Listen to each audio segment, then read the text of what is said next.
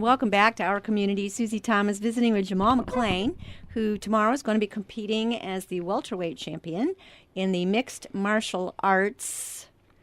Mm-hmm. And this is taking place again where, Jamal? In Akron, Ohio, at the Chaparrals Event Center. Okay. And $30 to attend? $30 of general admission tickets. All right. Perfect. How have you been training to get ready for tomorrow?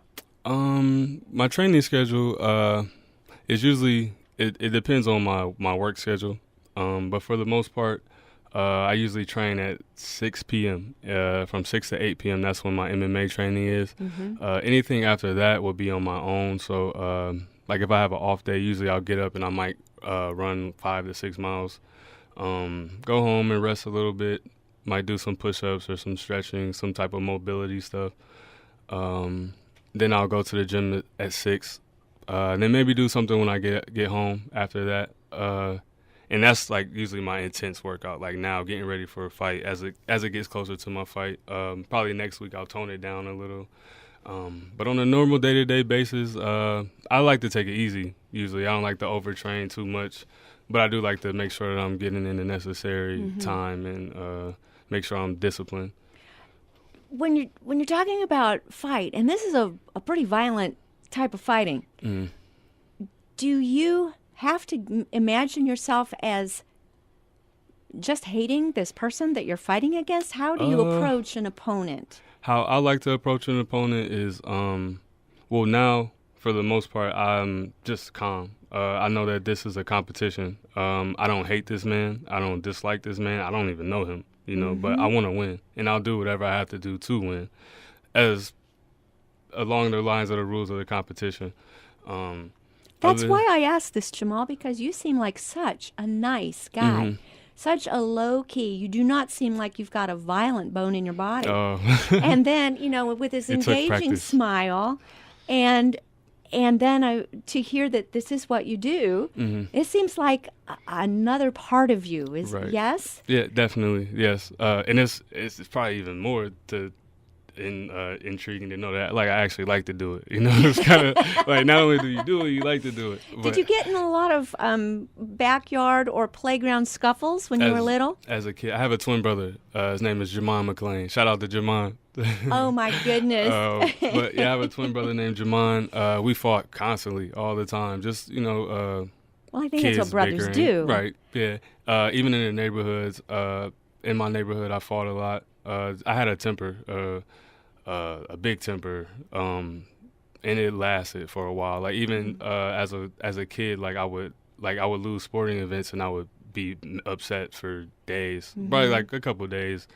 Well, knowing that young men, that after a playground scuffle, I raised boys, I know that after something like that, they usually walk away best friends after fighting with this person.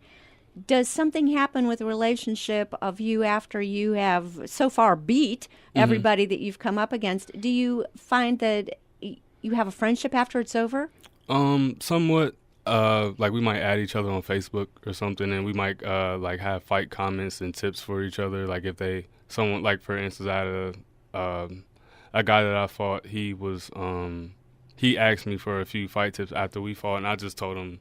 Because he actually thought about quitting because I lost, because he was 3-0 and I was 3-0. Yeah. And I beat him, and he's like, "Yeah, man, you fought good. I think I'm gonna take some time off and stuff." I'm like, "Well, whatever you do, just don't quit because you were tough. Like you fought hard. I just got the edge that time. Like maybe we'll fight again one day, but don't quit.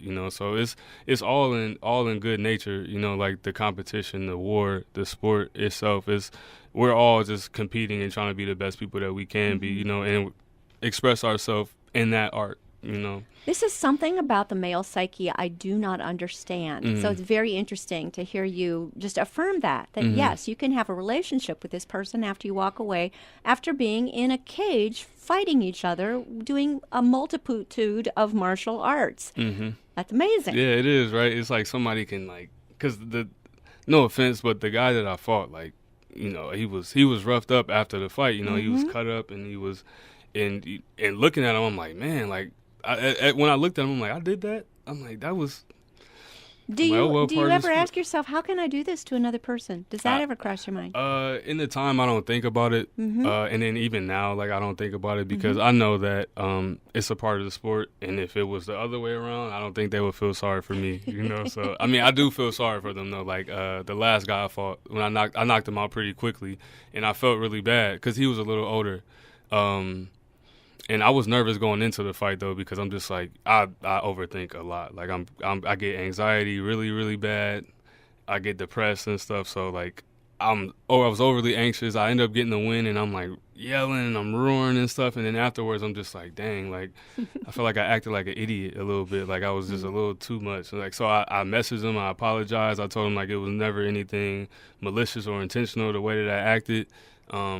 And he was just like, "No, man, it's okay. I understand." And like even before the fight, you know, he was a good guy about it, you know, trying to be a good guy. I'm just kind of like in my zone, have my poker face on, you know, after a while. But yeah, like I said, there's no hard feelings usually. At least from my end, I've never experienced anything like that. I'm thinking some people might be listening right now, going, "Wait, do I have the right station? Am I listening to the right station?" Right. Jamal, tell me a little bit about. I'm guessing because you went to Walsh University, you have faith in God, and you are participating in this, which seems pretty violent against other people, Right. but you approach it as a sport, as a competition, as an athletic event. Tell me a little bit, maybe about, help me get into your head. How do you reconcile those two things? I don't think about it too much. I think of it because, you know, I've been an athlete my entire life playing sports. And to me, I look at it as a competition. It's very violent. And I myself, I'm not very religious, but I grew up in a Christian home. My mom was very Christian. And, you know, I know right from wrong. I know the laws. And to justify it, I just look at it as a sporting event. You know, it's never anything malicious. And if I didn't, I tell people all the time, like, if I could go in there and just, you know, submit people, you know, choke people out, because you can tap. So you'll be choking a little bit. You won't be able to breathe. But at the same time, you tap and you lose the fight. So that can end quick. No blood, no punches, no bruises, nothing like that. Like, if I could do that every single fight and be the best fighter in the world, I would do it. Like, and go 101-0 with all rear naked chokes and no punches ever landed, I would do it. But you think that's possible? It's not possible. No, fighters are way too good for that. Like, unless I get really, really good at my jiu-jitsu, then like I don't see that happening. Without landing punches. So. You said in jiu-jitsu, is that the one that you need to jiu-jitsu is like the submissions get and the a little takedown. bit better at before you feel like you so can I can be. quit punching people. Just get really, really good at my jiu-jitsu. Okay, so your mom has definitely raised you in a Christian home. She might be listening right now. She might be. She's got to be one of your biggest fans at the same definitely. time. Oh, yeah, my mom, she's definitely one of my biggest fans. She buys me groceries, you know, when I need them and I need to cut weight and stuff, and she makes sure I'm on my diet. But, and I asked my mom the other day for the first time, like, Mom, do you think I can fight? She's like, what do you mean you think I can fight? Do you think that you can fight? I'm like, well, you've never been to any of my fights. Because my mom won't come to my fights, but she always buys a ticket for someone else to go. So I asked her, like, Mom, do you think that I can fight? And she was like, well, first of all, you my son. So then she laughed. So then she says, well, like, you work so hard. Like, and I heard you talk about the way that you love the sport and the passion that you have for it and the effort that you put into it. She said, you must know what you're doing. Like, because, I mean, and she said, and you're undefeated. Has anyone ever mistaken your twin brother for you? Sometimes just because our names are a little clse together. They Not are. too much, but a little. So they might cross the name up a little bit and they might get the faces mixed up if they don't really know us too well. But we're fraternal twins, so we don't really look alike, but we have similar features. So no one picks a fight with him thinking that they're... No. And no one in their right mind, I would guess, would pick a fight with you. Yeah, You're a very well-trained machine. I am, and I'm looking to get better, so they gotta watch out. No, but it's funny because my brother, we're fraternal twins, and my brother was always the star athlete of the family. Like, we've both been athletes, but he's been the star athlete my whole life. Like, my brother was the running back, and he's always been smaller than me. So, like, my brother was a defensive back, so he was about the same size I am now.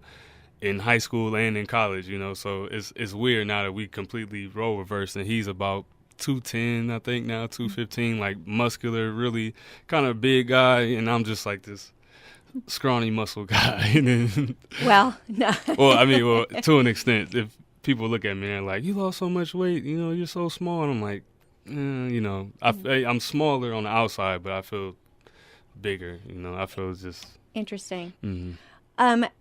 I wanted to give you an opportunity to do a shout out for Walsh University football. Oh, what yeah, did you what did you gain there? What did you learn there? I learned so much at Walsh University. I tell people all the time, like, I would never change my choice to go to Walsh University over anything else in the world.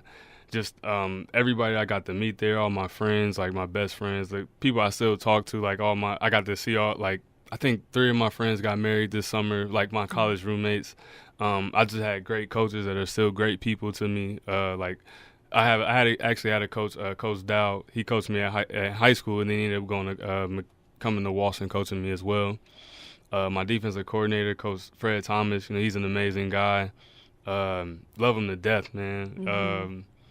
He now went over to your rival Malone, you know. Yeah, he is. How do you feel about that? Yeah, you it's okay fine. with that? Yeah, he lets me come on the field over there and walk around and stuff like I was a Malone pioneer. So he's still my guy, you know. So I like him a lot. But yeah, I built so many bonds and things at Walsh. It's just so many people I'm probably forgetting still, and it's just I loved it there. I still go up there and have flashbacks like it was yesterday. Nice. There's so much that you learn in athletics, for one thing, that are life lessons.